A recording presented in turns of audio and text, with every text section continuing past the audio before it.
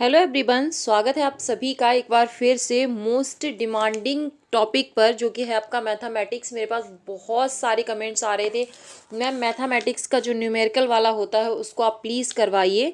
Okay, तो आपके लिए आ गया है मोस्ट इम्पॉर्टेंट। आपका जो मैथ का होता है 15 मार्क्स का, उसको हम करेंगे और हम इस तरीके से करेंगे कि आपके 15 में से 15 मार्क्स आए, आपका एक नंबर भी वहाँ पे कट नहीं होना चाहिए।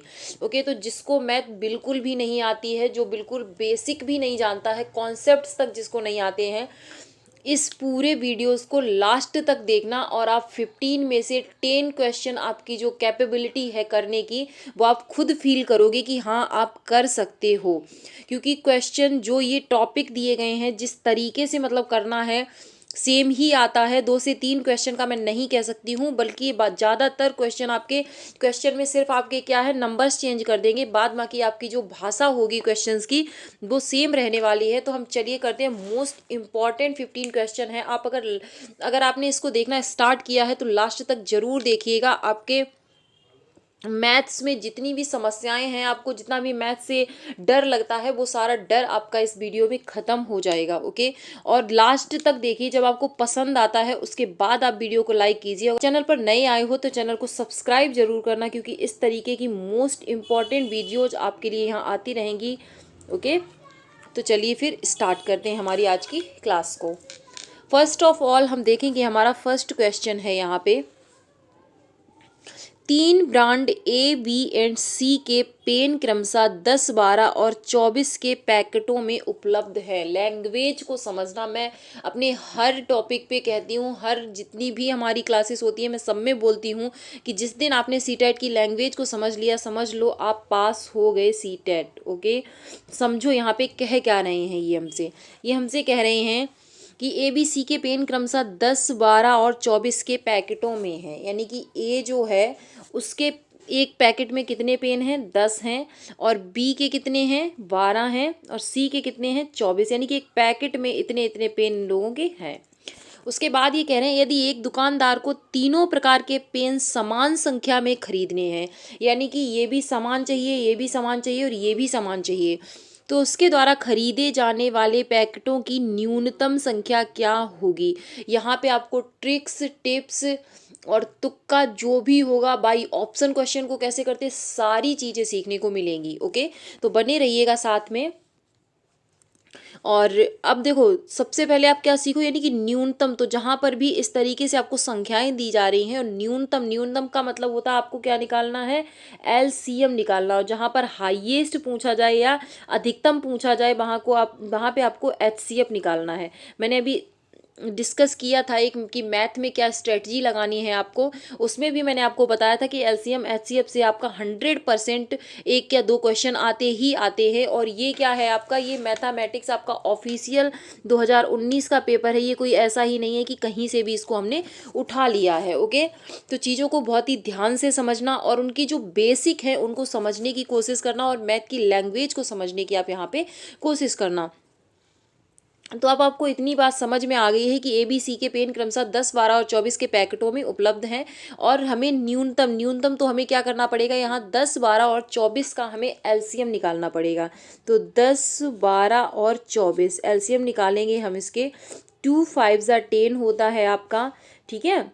2 2 ज़ा 4, 3 ज़ा 6, 2 2 ज़ा 4, 3 ज़ा 12। ओके, उसके बाद होता है आपका 2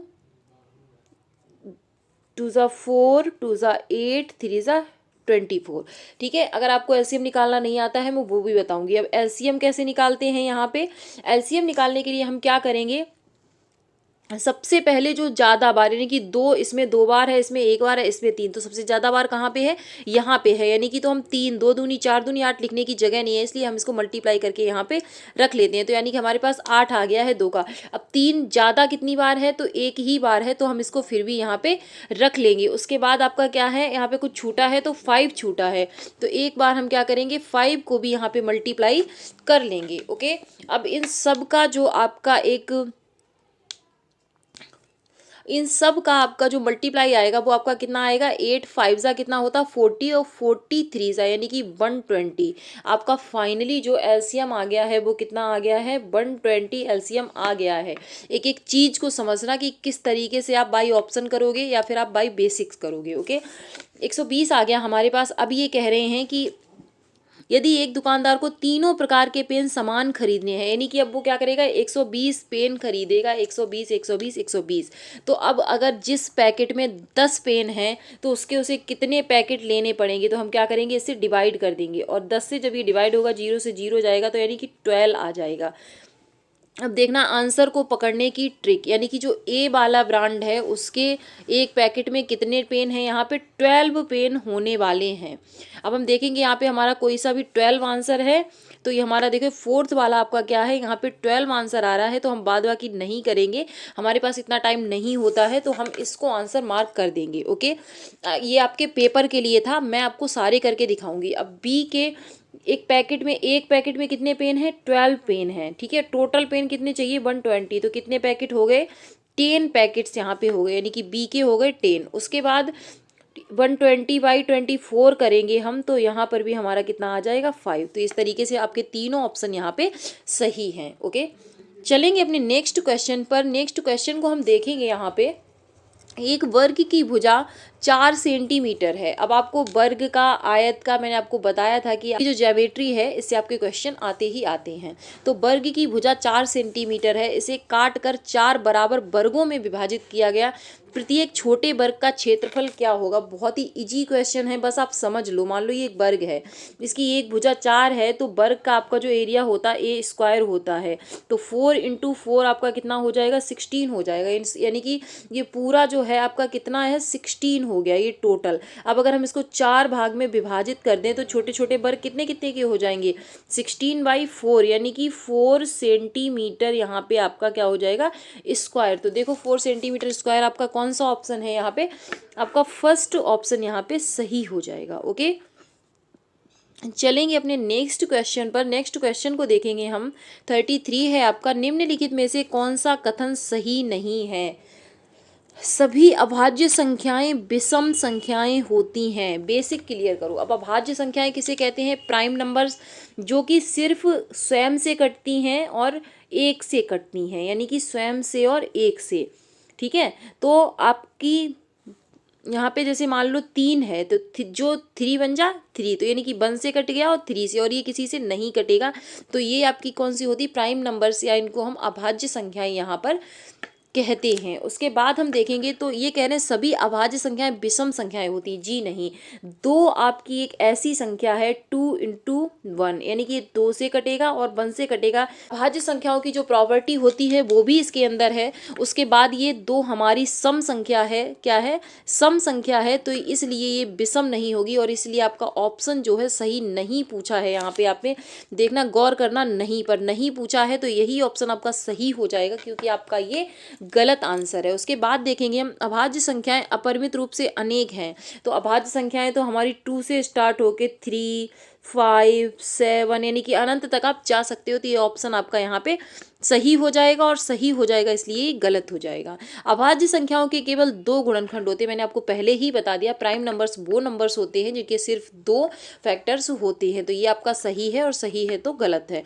एक अंक वाली केवल 4 अभाज्य संख्याएं हैं, आपके सामने लिखी भी हुई हैं। एक अंक वाली 1 2 3 4, यानी कि इनको हम कहते हैं एकल अभाज्य संख्याएं। ओके, बाई चांस आपसे पूछ ले तो इन सारी चीज़ों की बहुत छोटी छोटी चीज़ें हैं, लेकिन अगर आप इनको एक कॉपी पेन लेके नोट करते रहोगे तो आपको ये रिवीजन के टाइम पे बहुत ज़्यादा काम आएंगी। चलेंगे अपने नेक्स्ट क्वेश्चन पर। नेक्स्ट है आपका 34।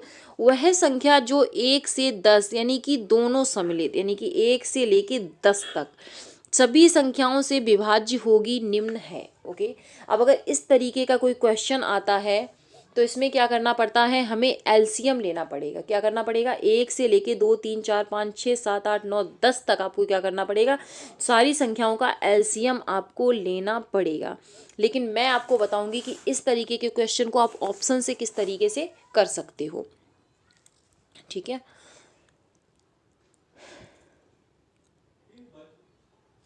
अब यहाँ पर आपको क्या होना चाहिए, हम लोग फटाफट रिवाइज करेंगे जो आपके डिविजिबिलिटी रूल होते हैं। अब मान लो ये 2 से तो डिविजिबल हो जाएगी। 2 से डिविजिबिलिटी के लिए हमें क्या चाहिए, इवन नंबर्स चाहिए। 0, 2, 4, 6, 8 इतने ही नंबर्स हमें चाहिए। किसी संख्या के लास्ट में है तो ये 2 से आपकी डिविजिबल हो जाएगी, ठीक है।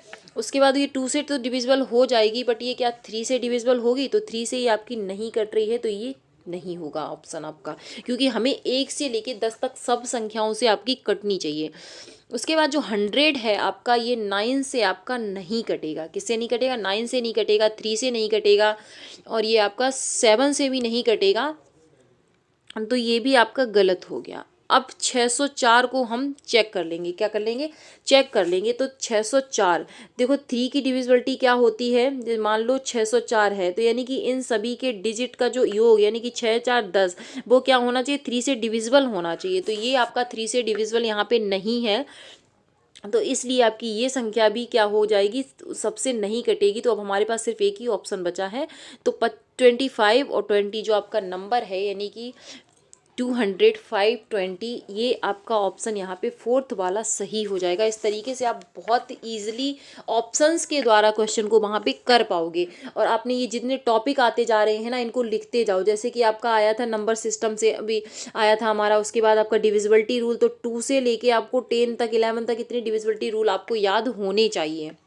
अगर आपको नहीं याद है तो आप मुझे बताइए, मैं एक शॉर्ट ट्रिक फटाफट बना के आपकी अपलोड कर दूंगी। ओके, चलेंगे अपने नेक्स्ट क्वेश्चन पर। नेक्स्ट है आपका, आयशा के पास केवल रुपए 5 और 10 के सिक्के हैं। यानी कि एक आयशा कोई लड़की है, उसके पास 5 और 10 के सिक्के हैं। कितने कितने के हैं, 5 के और 10 के।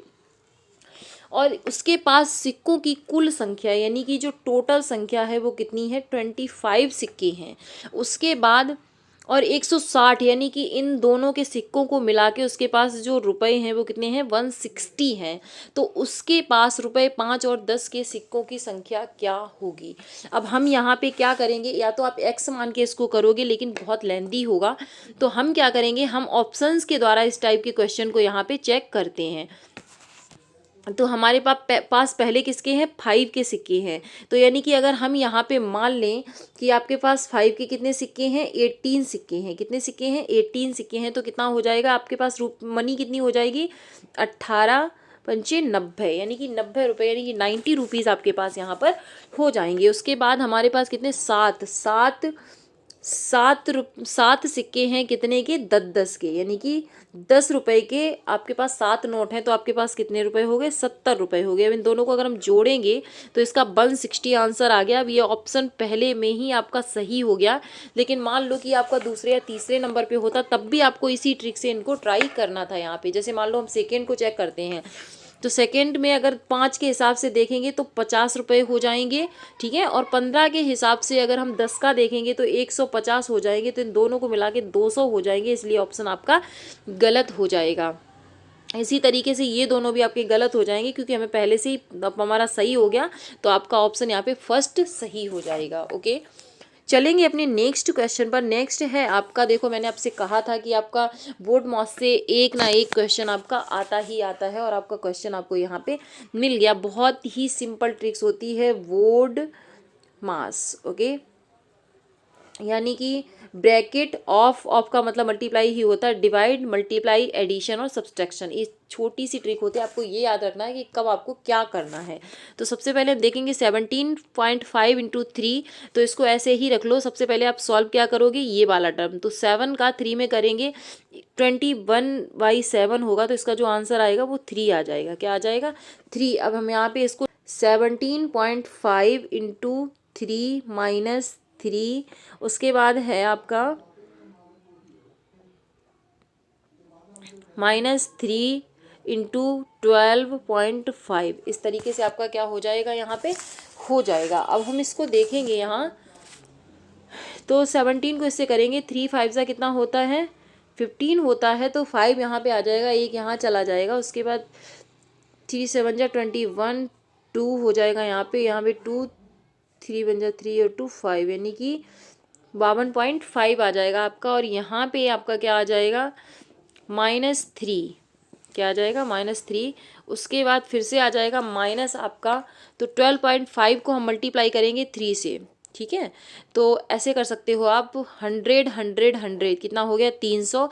उसके बाद 25 3 ज़ा 75, तो यहाँ पे आपका आ जाएगा 375 और 0.5, यानी कि 52.5 में से आपको क्या माइनस करना है, इसको भी इसमें जोड़ना पड़ेगा। देखो ये भी माइनस का है, ये भी माइनस का है, तो ये दोनों आपको आपस में जोड़ के फिर इसमें से क्या करने पड़ेंगे, माइनस करने पड़ेंगे। तो 337 में आप 3 जोड़ोगे तो कितना हो जाएगा आपका 37 38 39 और 40, यानी कि 40.5।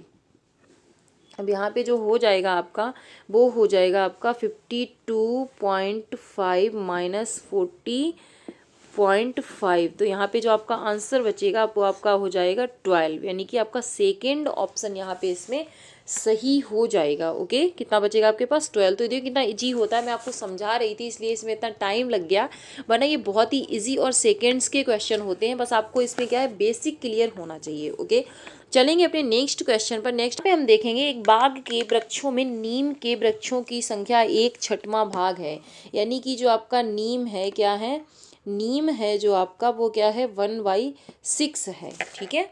अब इसमें क्या, आधे वृक्ष अशोक हैं, यानी कि अशोक जो वृक्ष हैं आपके, वो कितने हैं, हाफ है, यानी कि 1/2 हैं, और शेष यूकेलिप्टस हैं, और जो इसके बाद बचे हुए जो वृक्ष हैं वो आपके क्या हैं, यूकेलिप्टस हैं। ओके, यदि नीम के वृक्षों की संख्या 5 है, यानी कि नीम के वृक्ष कितने हैं, 5 हैं, तो 1/6 = 5, ठीक है। देखो समझो, 1/6 ये क्या था हमारा नीम, और इसकी संख्या हमें दी गई है 5, तो 5 यानी कि हमें 1 पूरा, मतलब यानी कि जो टोटल वहाँ पे होगा वो 1 है आपका, उसमें से 6th भाग आपका जो था वो क्या था, नीम था, और वो कितने बराबर है 5 के। तो हम क्या करेंगे, इस 1 बराबर हमारा आ जाएगा 6 × 5, कितना आ जाएगा 6 × 5, यानी कि 30। तो टोटल जो वहाँ पे पेड़ हैं वो आपके कितने हैं, यहाँ पे 30 पेड़ है। ओके, अब 30 का 1/5 आपका कितना है, 1/6, यानी कि 30 का 1/6, यानी कि 5 आपके किसके हैं, नीम के हैं, ठीक है। आधे वृक्ष अशोक के हैं, अब 30 में से आधे यानी कि 15 किसके हैं, अशोक के हैं, यहाँ पे 15 अशोक के हैं। यदि और शेष यूकेलिप्टस है, यानी कि 5 और 15 20 तो आपके ये दोनों हो गए, तो बाग में यूकेलिप्टस के ही हमसे पूछे गए हैं, तो 30 - 20 हो जाएगा आपका, यहाँ पे कितना बचेगा 10। तो आपके यूकेलिप्टस के वृक्ष कितने हैं, यहाँ पे 10 है। ओके, और अगर आपको एक्स मान के करना है तो मैं आपको उससे भी बता देती हूँ, ताकि बहुत बच्चे कहेंगे मैम आपने बेसिक हमें नहीं बताया। मान लिया कि हमने कुल पेड़ हमारे पास कितने हैं, एक्स हैं, कितने हैं, एक्स हैं। नीम के पेड़ कितने हो गए, x/6, कितने हो गए, x/6, और x/6 जो है आपका बराबर किसके है, 5 के। तो x बराबर आपका कितना आ गया, यहाँ पे 30 आ गया, कितना आ गया 30। वही बात है, आपने चाहे यहाँ पे 1 रख लो या फिर x रख लो, x बराबर 30 आ गया, तो 1/2, यानी कि 30 का 1/2, यानी कि ये किसके हैं, आपके अशोक के हैं, तो 15 अशोक के हो गए, और 5 नीम के हमें ऑलरेडी दे रखे हैं यहाँ पे, तो यूकेलिप्टस कितने बचे आपके, 10 बचे। तो आपका ऑप्शन इसमें सेकेंड सही हो जाएगा। कौन सा सही, तो यहाँ पर जो आपका ऑप्शन सही हो जाएगा वो कौन सा हो जाएगा, सेकेंड ऑप्शन यहाँ पे सही हो जाएगा। अब जरा सा स्मार्टली वर्क करोगे तो आपके मैथ में 15/15 आने से कोई रोक नहीं सकता है।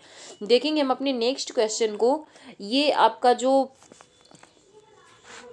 इस टाइप का जो आपका क्वेश्चन है वो मैं आपको ईवीएस में 2 बार करवा चुकी हूँ, और सेम यही क्वेश्चन आता है, बिल्कुल भी इजी, मतलब बिल्कुल भी टफ नहीं है। अगर आपने जरा सी इसकी प्रैक्टिस कर ली तो आप बहुत जल्दी चीज़ों को कर पाओगे। देखना, एक रेलगाड़ी दिल्ली से 29 अगस्त 2019, यानी कि तो ट्रेन आपकी 29 अगस्त 2019 को 16:30, मैंने आपको बताया है जब इस तरीके से टाइम आपका 24 आवर्स के उसमें लिखा है, तो यानी कि 16:30 का मतलब है आपका 4:30 PM।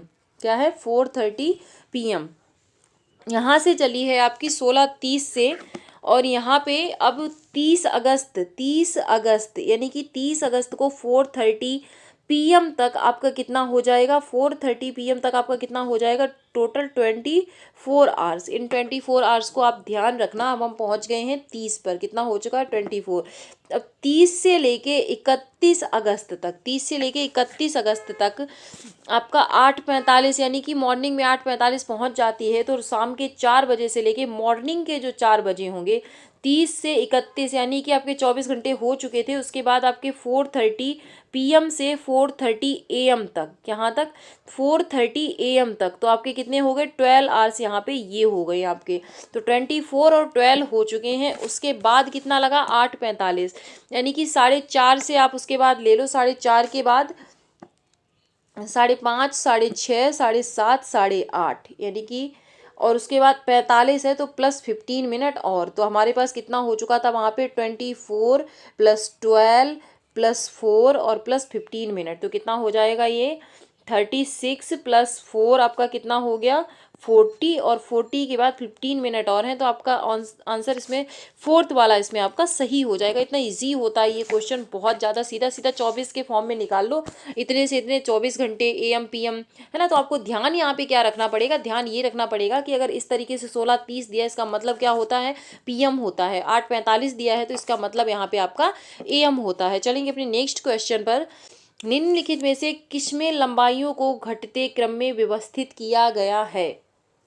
मिली, centi, deci, meter, deka, hecto, और उसके बाद आपका क्या आता है किलोमीटर। इसी तरीके से आपको अगर लीटर्स की निकालनी है तो आप यहाँ पे मीटर की जगह लीटर लगा सकते हो, और आपको ग्राम यानी कि निकालनी है तो उसकी जगह पे आप ग्राम यूज़ कर सकते हो। ये देखो होती है आपकी माप की इकाइयाँ। अब हम देखेंगे यहाँ पे, देखो जब आप इधर से इधर को बढ़ोगे तो आपको मल्टीप्लाई करना है, क्या करना मल्टीप्लाई, लेकिन जब आप इधर से इधर को जाओगे तो आपको डिवाइड करके वहाँ पे चीज़ों को निकालना होता है, समझ लो।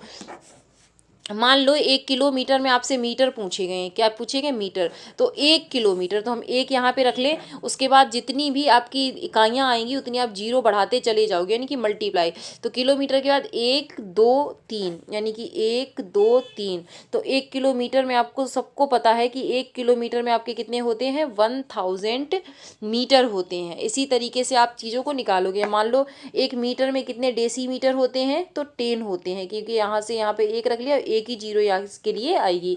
मान लो मैं पूछूं मीटर से सेंटीमीटर, तो 1 मीटर बराबर कितना होता है 100 सेंटीमीटर होता है। इस तरीके से आपको इसको क्या करना होता है निकालना होता है। ये इसका बेसिक्स है। ओके, देखेंगे अपने ऑप्शंस को। तो यहाँ पे निम्नलिखित में से किसमें लंबाइयों को घटते क्रम में व्यवस्थित किया गया है। ओके, देखेंगे हम यहाँ पे इसको। तो ये देखो एक लेंदी क्वेश्चन है, अगर आप पेपर में करने बैठोगे तो आपको टाइम हो तभी करना इस टाइप के क्वेश्चन को, वरना आप यहाँ पे इस टाइप के क्वेश्चन में तुक्का भी लगा सकते हो, क्योंकि आपको ये बहुत टाइम कंज्यूमिंग होगा। तो यहाँ पे इसके ये तीनों ऑप्शन गलत है। हम लोग इसके फोर्थ ऑप्शन को चेक करेंगे। इसमें यहाँ पूछा है लंबाइयों को घटते क्रम में व्यवस्थित किया गया है। इसीलिए मैं कहती हूँ कि अपने जो दो आपके कोई ऐसे सब्जेक्ट होने चाहिए जिसमें कि आपके 20 से आप 25 मार्क्स को रिजर्व करके चलो, ताकि अगर मैथ में इस टाइप के लेंदी क्वेश्चंस आ जाते हैं तो आप उसको भी मत छोड़ो, वहां पर भी आपका 1 मार्क्स कटना नहीं चाहिए। देखो ऑप्शन जो है आपका फोर्थ यहाँ पे सही हो जाएगा। और अदरवाइज आप इस टाइप के क्वेश्चन पर आप एक क्वेश्चन के लिए अपना आधा घंटा बर्बाद मत करना।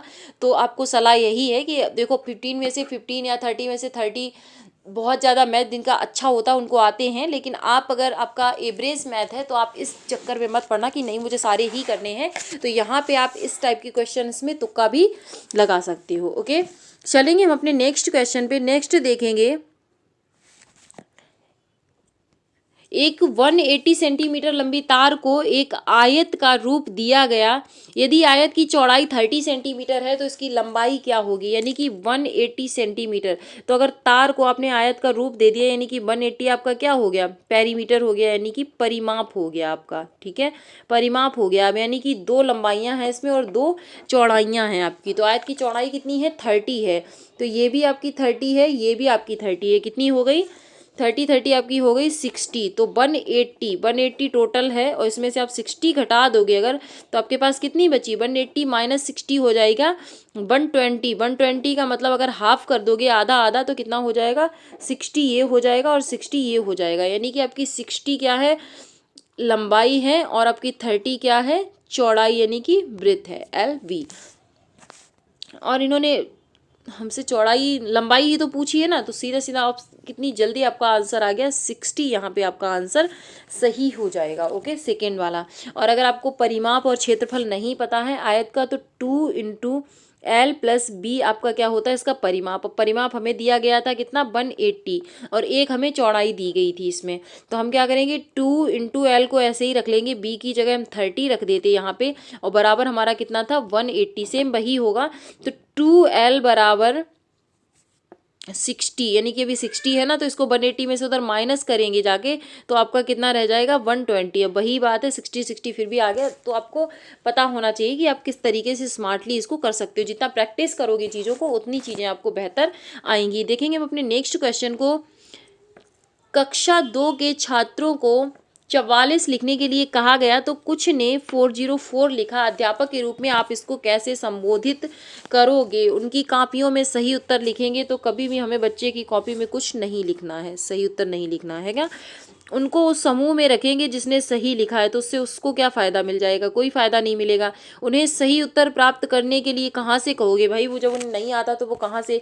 तो हम क्या करेंगे, एक ही हमारे पास ऑप्शन बचता है यहाँ पे, उन्हें मूर्त पदार्थ से विनिमय नियम समझाएंगे। क्या करेंगे, इस तरीके से आप अपने ऑप्शंस को वहाँ पे ढूंढ सकते हो। उसके बाद देखेंगे हम गणित के प्राथमिक पाठ्यक्रम में प्रतिचित्रण का परिचय देने का मुख्य प्रयोजन है। देखेंगे ऑप्शंस को, त्रिमिम विचार क्षमता को प्रोत्साहन देना, यानी कि प्रतिचित्रण। प्रतिचित्रण आपका क्या होता है, मैपिंग। ओके, तो यानी कि मैपिंग, बच्चों को मैप देने का, यानी कि कैरी मैप बनाने का जो होता है, तो उसको, ताकि बच्चों को क्या हो, विचार क्षमता को, यानी कि उसको देख के वो मूर्त रूप से अच्छे से उस चीज़ को समझ सकें। उसके बाद आनुपातिक विवेचन को प्रोत्साहन। अनुपातिक यानी कि कोई चीज़ बड़ी है कोई छोटी है, जब आप इस तरीके से प्रतिचित्रण से उन्हें बताओगे तो उनका जो आनुपातिक विवेचन है वो भी इसमें क्या है, उनका मजबूत होगा। उसके बाद विषय को सरल और रुचिकर बनाना, ये अच्छी चीज़ है, बट ये इसका उद्देश्य नहीं होता है। गणित के प्राथमिक पाठ्यक्रम में प्रतिचित्रण से इसका रिलेशन नहीं है। संख्याओं की नीरसता को समाप्त करना, ऐसा कुछ नहीं है। तो आपका ऑप्शन जहाँ पर A और B सही होगा वो आपका सही हो जाएगा, यानी कि आपका थर्ड ऑप्शन यहाँ पे सही है। चलेंगे अपने नेक्स्ट क्वेश्चन पर। नेक्स्ट है, एनसीएफ राष्ट्रीय पाठ्यचर्या 2005 के अनुसार निम्नलिखित में से कौन से विषय प्राथमिक विद्यालय में गणित पाठ्यक्रम का भाग नहीं है। ये आपका 100 टाइम्स, यानी मतलब हर बार पेपर में आता है। चौपड़ यानी कि टाइलिंग से बच्चों को हम क्या सिखाते हैं, बच्चे को हम ज्यामिति सिखाते हैं। सममिति मैंने आपको बताया था, सिमेट्री क्या होता है। मान लो आपका ये क्या है, एक आपका ये वर्ग है, तो इसको बीच से जब हम काट देंगे तो इसमें एक सिमेट्री ये हो गई। अगर इसको इधर से भी काट देंगे, यानी कि बिल्कुल सेम होना चाहिए, एक पॉइंट भी इधर उधर नहीं होना चाहिए, तभी वो आपकी सिमेट्री होगी। मान लो इस तरीके से मैंने यहाँ पे एक हर्ट बनाया, मैंने इसको बीच से काट दिया, तो ये क्या हो गई, हमारी सिमेट्री हो गई। ओके, सेम मतलब होना चाहिए। पैटर्न्स, प्रतिरूप हमें बच्चों को बहुत पढ़ाए जाते हैं। रेशियो आप रट लो, इसका ऑप्शन हर बार यही होता है कि रेशियो आपका जो आंसर इसमें हो जाएगा। ओके, चलेंगे आज के सेकेंड लास्ट क्वेश्चन पर। सूत्र का प्रयोग किए बिना अध्यापक निम्नलिखित में से किन साधनों शिक्षण अधिगम सामग्री का प्रयोग यह दर्शाने के लिए कर सकता है कि विभिन्न आयामों वाले दो आयतों का क्षेत्रफल समान हो सकता है। ये आपके जो TLM है, टीचिंग लर्निंग मटेरियल जो होता है उसके अंदर आते हैं। तो स्केल आपके लिए इसमें काम नहीं आता है, ग्राफ पेपर काम आता है इसमें। आपका जो ग्राफ पेपर होता है, आपने भी ग्राफ पढ़ा होगा, तो उसमें भी आप कोई भी मतलब ज्यामिति आकृति बना सकते हो। उसके बाद धागे का इसमें कोई काम नहीं है। टाइल्स आप दिखा सकते हो बच्चे को कि इस तरीके से उसके एरिया वगैरह है, लंबाई चौड़ाई है, यानी कि ज्यामिति पढ़ाने के काम यहाँ पे आता है। तो आपके कौन कौन से सही हो जाएंगे, आपके बी और डी आपका किसमें है, सेकंड में है। तो सेकंड ऑप्शन आपका यहाँ पे सही हो जाएगा। ओके, इसका नेक्स्ट पार्ट मैं कल अपलोड करूँगी, तो आप लोग जरूर जुड़ जाइए चैनल से, अगर आपको चीज़ों को समझना है बेहतर तरीके से। देखेंगे आज का लास्ट क्वेश्चन, निम्न में से गणित में उपलब्धि कम होने का कारण क्या हो सकता है। बच्चे की उपलब्धि अगर कभी भी कम होगी तो उसमें किसकी गलती होगी, बच्चे की गलती बिल्कुल भी नहीं होगी। तो लिंक की कोई उसमें ये नहीं कि लड़के लड़कियां सीख सकते हैं, लड़के नहीं सीख सकते या लड़कियां सीख नहीं सकती हैं, ऐसा कुछ नहीं होता है। ओके, व्यक्ति की स्वाभाविक क्षमता भी नहीं है। गणित का स्वरूप बहुत अच्छा है, कुछ भी नहीं। यानी कि सामाजिक सांस्कृतिक पृष्ठभूमि, यानी कि उस बच्चे को सोशियो कल्चरल बैकग्राउंड, यानी कि उसके बैकग्राउंड कैसा है, उसको किस तरीके से वहाँ पे उसको अवसर कितना मिला है सीखने का, तो ये चीज़ डिपेंड करती है कि गणित मतलब उपलब्धि कम होने का कारण हो सकता है। अब मान लो, इसको आप ऐसे समझ सकते हो कि मान लो कोई दुकानदार है, उसके बच्चे दुकान पे बैठते हैं, तो जो उनकी कैलकुलेशन होगी वो इतनी बेहतर हो जाएगी किसी नॉर्मल बच्चे से, जो कि मतलब घर में मतलब ऐसे ही नॉर्मल रहता है वहाँ पे। तो क्या होता है, इसका किसका इफेक्ट पड़ा, सोशियो कल्चरल बैकग्राउंड का मैथमेटिक्स पे बहुत इफेक्ट पड़ता है। ओके, तो आई होप आपको क्वेश्चंस पसंद आए होंगे और एक्सप्लेनेशन कैसी लगी ज़रूर बताइएगा मुझे कमेंट सेक्शन में। और लाइक शेयर सब्सक्राइब अगर नहीं किया है तो कर दीजिएगा, क्योंकि इस तरीके से मुझे मोटिवेशन मिलता है और मैं आपके लिए ऐसी ही प्यारी प्यारी वीडियोस यहाँ पे लेके आती रहूँगी। तो आप सभी अपना ध्यान रखिएगा, अपने पेपर को मस्त तरीके से प्रैक्टिस करते रहिए। ओके, और एक पॉजिटिव माइंडसेट के साथ अपने पेपर को देने जाइएगा। और मिलते हैं फिर एक नेक्स्ट वीडियो में कुछ मोस्ट इंपॉर्टेंट क्वेश्चंस के साथ। तब तक के लिए आप सभी अपना ध्यान रखिएगा। Thanks for watching. जय हिंद।